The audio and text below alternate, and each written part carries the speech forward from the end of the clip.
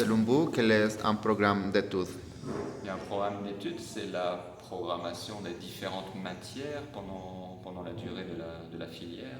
Donc, dans notre cas, la filière des langues modernes.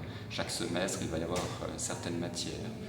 Donc il y a une programmation de toutes ces matières, et donc ça, c'est le programme d'études. C'est tout. Oui, c'est tout. So, hi, Professor.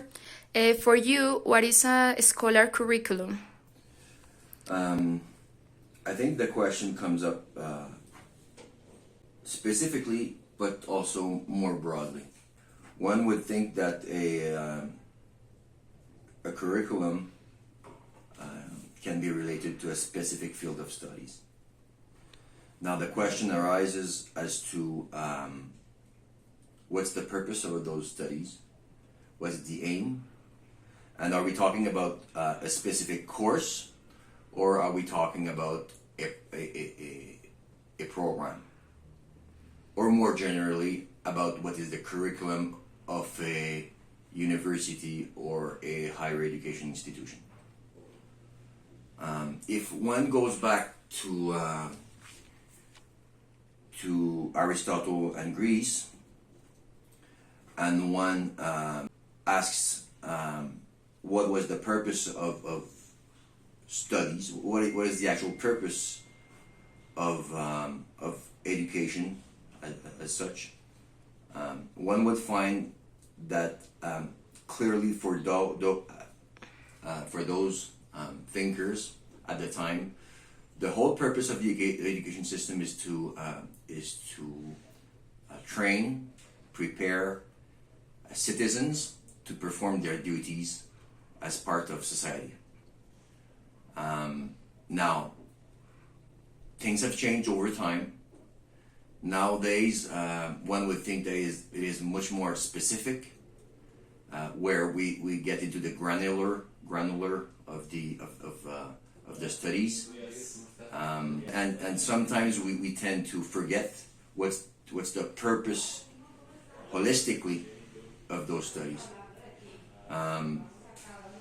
For example, at the undergrad level, one may think that the purpose is to train, develop, improve specific abilities, specific knowledge. But then, where does critical thinking come into play?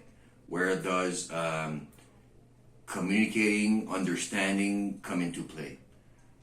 So I think different institutions, different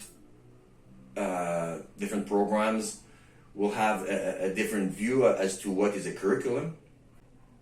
But I think if we were to sit down and discuss what the purpose of a curriculum should be as a society, I would refer back to early Greece,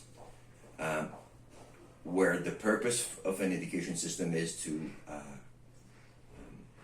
train and bring about active, involved citizens as part of a society. Generally, institutions will bring together professors, outsiders, thinkers, think tank, and try to establish what is the vision of the institution as such, what's the purpose of the institution, and so you'll see a broad understanding, a broad view as to what institutions do, how they view their purpose, how they view their work. For me, more than the technical aspects of what my course program requires, I tend to focus on critical thinking, on justification, justifying one's opinion, argumentation, because on the long run, technical knowledge one will forget. Knowledge will evolve over time.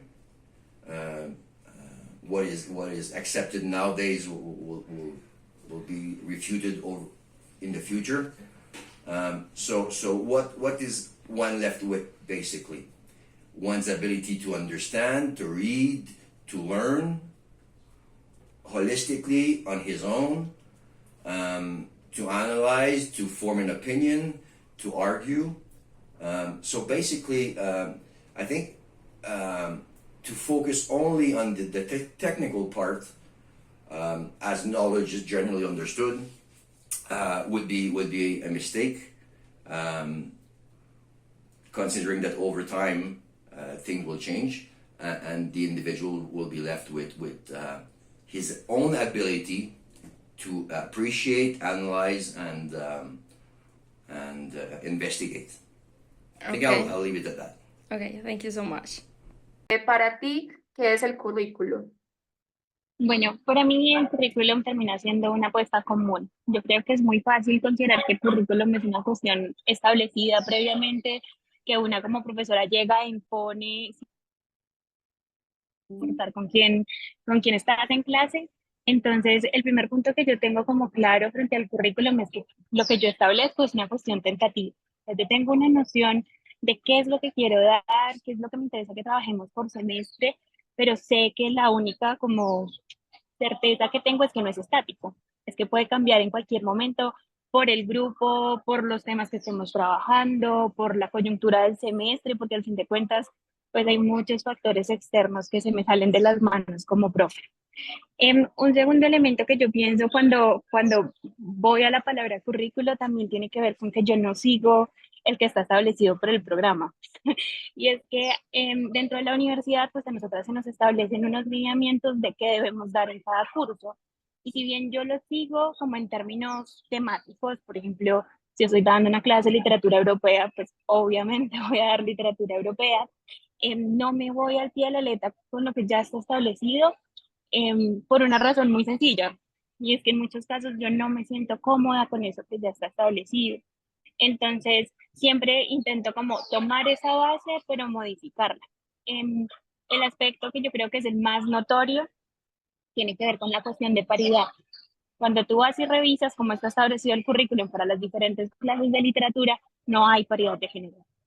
Sí, mucho hay como una autora mujer por materia y de resto todos son como los hombres clásicos blancos dentro de otro elemento, ¿no? Como que yo todo el tiempo estoy intentando que por lo menos mi currículo tenga en mente la cuestión de paridad, que trabajemos tantas mujeres como estamos trabajando hombres.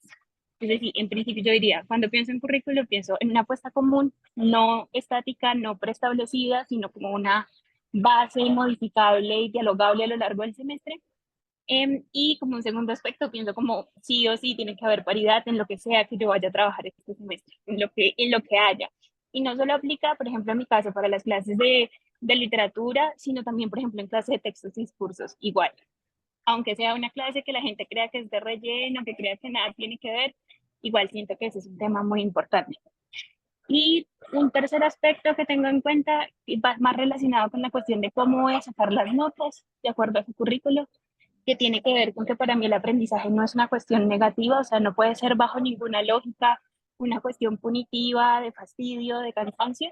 Entonces, a la hora de definir cómo vamos a trabajar durante un semestre en una clase, lo otro que yo tengo en cuenta es ese elemento de, bueno, ¿qué hago para poder comprender qué tanto están conociendo mis estudiantes y qué tanto está quedando claro lo que yo estoy diciendo y estamos construyendo el conocimiento? Pero que nunca sea por medio ni del miedo, ni de la preocupación, ni de la ansiedad, sino que sea como lo más tranquilo posible dentro del escenario. Entonces lo pienso más como saliéndome de esa lógica parametral que tenemos dentro de la educación y pensándolo más bien como la posibilidad de volver ese conocimiento algo vivo, algo que exista con nosotras, que podamos conversar y que podamos construir entre todas.